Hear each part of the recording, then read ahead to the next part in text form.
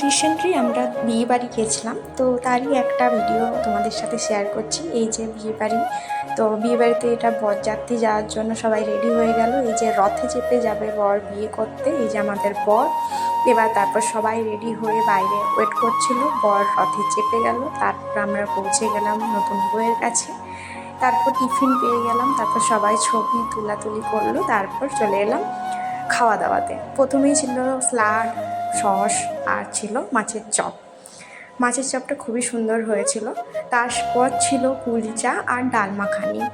তারপরেই চলে এসেছিল একদম গরম গরম পুরো রাইস, বিভিন্ন সবজি দিয়ে খুবই সুন্দর হয়েছিল। এবং তার সাথে ছিল চিলি চিকেন, কিন্তু এটা আমার চিলি চিকেন কম, চিকেন কষা বেশি হয়েছিল, ভালোই হয়েছিল মোটামুটি।